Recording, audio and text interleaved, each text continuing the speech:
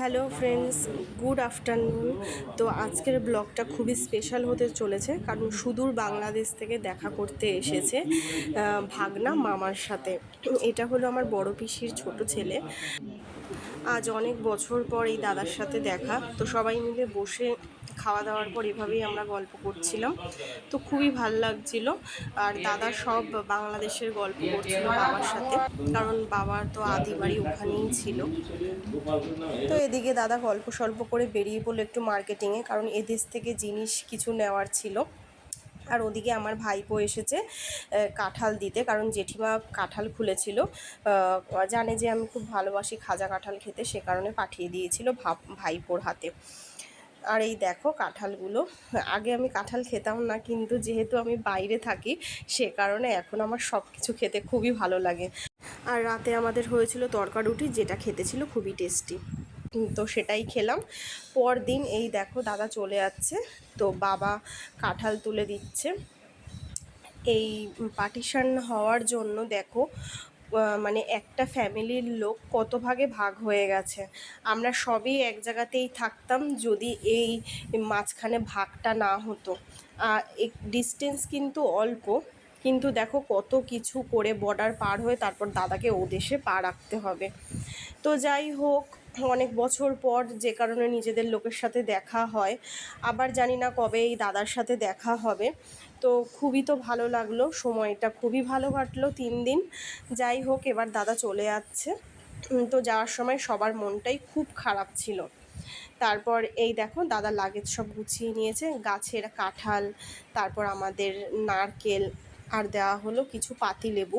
জিনিস খুবই যৎসামান্য ছিল, কিন্তু এর মধ্যে ছিল অনেকখানি স্মৃতি, যেটা দাদা ও দেশে নিয়ে গেলে আমার বড় পিসি দেখবে যে তার বাপের বাড়ির জিনিস, আর হয়তো মনে মনে কষ্টও পাবে, তার সাথে অনেকটা খুশিও লাগবে যে কিছু না কিছু অন্তত স্পর্শ করতে পারলো। তো চলো, এভাবেই সকালে উঠে দাদাকে আমরা টাটা করলাম। আর কি করব, কিছু করার নেই, সবারই খুবই মন খারাপ ছিল। মাঝখানের এই কাঁটাতারের বেড়ার জন্য কত আপনজনরা সব ভাগাভাগি হয়ে গেছে। এই দেখো, যেমন আমার বড় পিসি রয়ে গেল ওই দেশে। তো যাই হোক, বড় পিসিকে দেখার খুবই ইচ্ছে ছিল, কিন্তু এবারও সেটা পূরণ হলো না, কারণ পিসি বয়স হয়ে যাওয়ার কারণে সব সময় আসতে পারেনি। প্রায় বেশ কিছু বছর হয়েছে পিসি আর এদেশে আসেনি, দাদারাই আসা যাওয়া করছে। তো যাই হোক, দাদার সাথে দেখা হয়ে যাওয়াতে ভালো লাগলো। তো এভাবেই দাদাকে আমরা সবাই মিলে টাটা জানালাম, আর অপেক্ষায় থাকবো।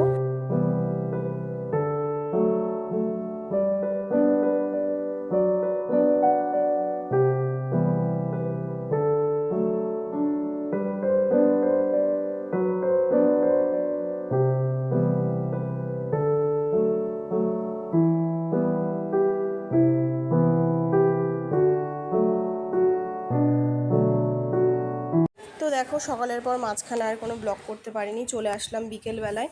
3 মূর্তি মিলে এক জায়গায় হলাম, এই যে 3 মানে বান্ধবী মিলে। তো বসে বসে একটু সবাই মিলে গল্প করছিলাম। তো এদের সাথে ছোটোবেলায় আমার অনেক ভালো ভালো মুহূর্ত কেটেছে, তো সবাই মিলে সেগুলোই বলছিলাম। তো যাই হোক, খুবই ভালো লাগলো, সারাদিনটা খুব ভালো কাটলো। আজকের ব্লগটা এ পর্যন্তই। আমার ব্লগটা ভালো লাগলে প্লিজ লাইক করো, শেয়ার করো অ্যান্ড সাবস্ক্রাইব করো। দেখা হচ্ছে তোমাদের সাথে নেক্সট ভিডিওতে। আজকের মতো সবাইকে টাটা।